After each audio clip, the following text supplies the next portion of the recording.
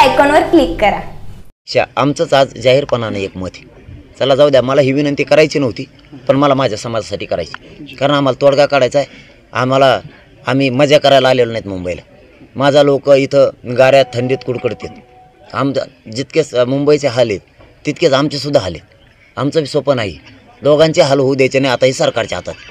तर आमची अशी विनंती, मुख्यमंत्री साहेबांनं, देवेंद्र फडणवीस साहेबांना आणि अजितदादा पवार साहेबांनी स्वतः प्रत्यक्ष यांनी चर्चा लिहून हे तोडगा काढावा, ही माझी समाजाच्या वतीनं तिघांनासुद्धा विनंती। कारण आम्हाला बी मुंबईला यायची हौस नाही, नसता मात्र मग आम्ही मुंबईकडे निघालेले। तुम्ही स्वतः तिघही लक्ष घाला, मी समाजाच्या वतीनं तुम्हाला विनंती केली शेवटची, तुम्ही तिघांनी लक्ष, त्यांनी यावं, चर्चा करावी, ही तोडगा लगेच काढावा। म्हणजे हे शिष्टमंडळ जे येणार आहे, नाही हे असंच राहील दादा चालू।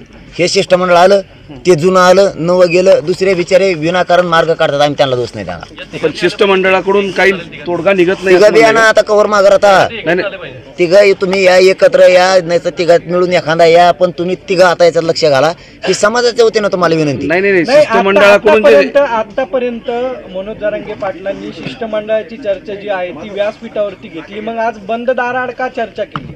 बंदार आड काय इतक्या मापमध्ये कुठे चर्चा करतील?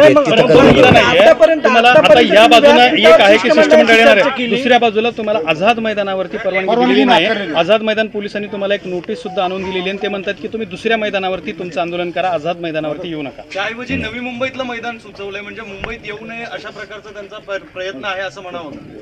नाही, आझाद मैदानावर व्यासपीठ उभं राहिले नाही।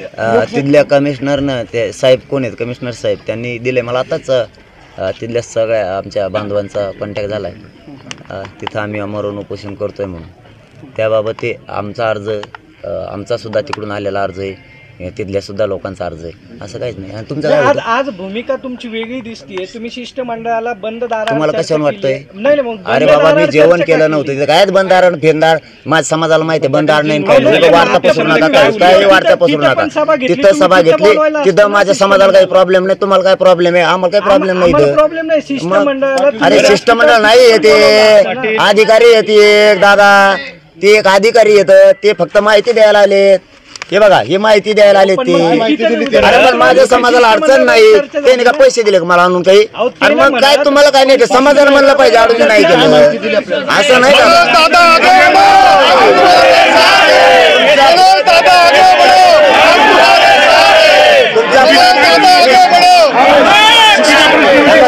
रे, तुम्ही पहिल्या दिवसापासून विरोधातच बोलताय, पहिल्या दिवसापासून। अरे प्रश्न नाही येतो,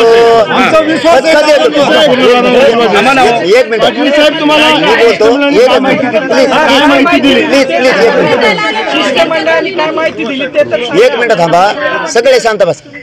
तुमचे 2 दिवसापासून आला, त्याच्यापासून तुमची तीच खतखत आहे, तुमचे प्रश्नच वेगळेच आल्यापासून। अरे माझ्या समाजाला नाही अडचण, मग जेवायचं अरे ऐका हो, तुम्ही हवा, तुम्ही खरे आधारस्तंभ आम्ही आमचे जनतेचे, ऐका प्लीज, एक सरा, तुम्ही खरे आधारस्तंभ आमचे ऐका। आतापर्यंत तुम्ही साथ दिली मीडियाच्या बांधवांनी। मी जेवण केलं नव्हतं तर मला टाइम वाचवायचा होता, म्हणलं चला बोला इथंच, जेवता जेवता बोला। बरं व्यासपीठावर नेलं, पोरं येतं सगळे, तिथेही पोरच होते, आंतरवालीत पण। त्यांना विचारलं, मी चर्चा करतोय तर तुम्ही गाड्या लाईनीत लावा वेळ जाण्यापेक्षा, आणि ते बी भेटेत, ते मध्ये लोकात मग आम्ही नाही येत, त्यांचे प्रॉब्लेम आहेत, मग मला जातीचा मार्ग काढायचा आहे, मी तरी वागू तरी कसं? ते म्हणजे त्या पोरात नाही चर्चा काहीच नाही। ते म्हणले आता शिष्टमंडळ कोणते पत्रक घेऊन येणार आहे, म्हणलं येऊन द्या, मग मी चाललो मुंबईकडे। काही मुद्दे तुम्ही लिहून घेतलेले आहेत? काहीच नाही, तेच मी बोललेलो होतं, ते काहीच नाही।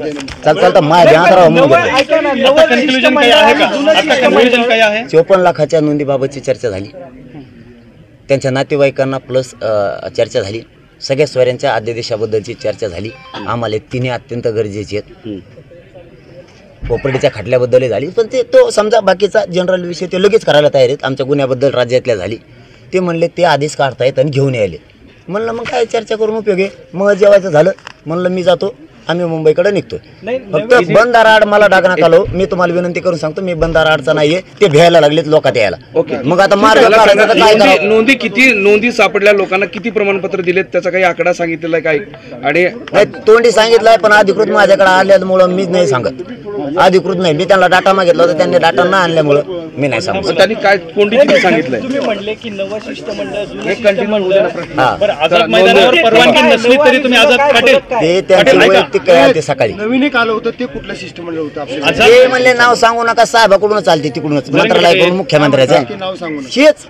हेच होतं त्यांचं तेच त्यांनी तेच लिहून नेलंय हे आता आले परवाचे हे साहेब त्यांनी तेच लिहून नेलं आता घेऊन येणार आहेत तेच घेऊन येणार पण आहेत याचा कंटाळा मला फक्त वारंवार तेच होत हा. आहे म्हणून जे मला हे सांगा की कंटाळा येतो या सगळ्या गोष्टीचा की तुम्ही वारंवार म्हणतात की आम्हाला आरक्षण पाहिजे सगळं काही 3-4 महिन्यापासून जे काय ते सांगतात तुमच्या शब्दालाच आपलं प्रमाण आहे कंटाळा खरंच आलाय शेवटचाही केलंय प्रयोग आता ते म्हणले तिकडे भ्यायला लागलो तर म्हणलं मी भाकर खाता खाता बोलू मला फक्त एवढंच मी लय प्रामाणिक मला डाग ना काढू हा नाही सत्यता एक माणूस म्हणून बोलतो तुमचा पत्रकार म्हणून विचारणं गरजेचं आहे मी तुम्हाला दोष बी देत नाही आणि समाजाने देऊ नका अजिबात कोणीच त्यांचं विचारणं गरजेचं आहे पण बंद दाराआड ते लागलेत भ्यायला की पोरांनी घोषणा दिल्या की ते म्हणजे आमचा अंग थरथर कापत काय सांगू आता मग आता आडून जावं तर इकडून मला भेळ नाही जावं तर तिकडून ये आझाद मैदानावर परवानगी नाही तरी तुम्ही आझाद मैदानावर जाणार का? परवानगी दिली परवानगी घेतली तिथल्या आमच्या बांधवांनी त्यांनी सांगितलं एक बाजू सुद्धा दिली त्यांनी आझाद मैदानची तिथं स्टेज लावणं चालू आहे पोलीस बांधवांनी त्यांना दिली असं त्यांनी मला आत्ता सांगितलंय वाटल्यास तुम्ही वीरेंद्र पवारांना विचारा दिली का म्हणजे त्यांच्याकडे ते कागद नाकारली परवानगी नोटीस तरी याची तुम्ही आहे. जाणार का? असं ते पोलीस म्हणले बॅबी परवानगी वाचली नाकारली तरी तुम्ही जाणार का? त्या नोटीशीत त्यांनी मला सांगितलं मी वाचली नाही उठलो होतो मी नेमके कपडे घातले मला जायचं होतं ते म्हणले एकच मिनिट एवढं उत्तर देत लगेच त्यांनी मी वाचले नाही ते म्हणले काहीच नाही जे कोर्टात आहे त्याच्या बाबतची नोटीस आहे म्हणलं आमचे वकील बांधव जाणार आहेत या नोटिशीमध्ये ते सगळं दिलेलं आहे कोर्टाने काय निर्देश दिलेले आहेत आणि सोबतच आझाद मैदानावर आंदोलन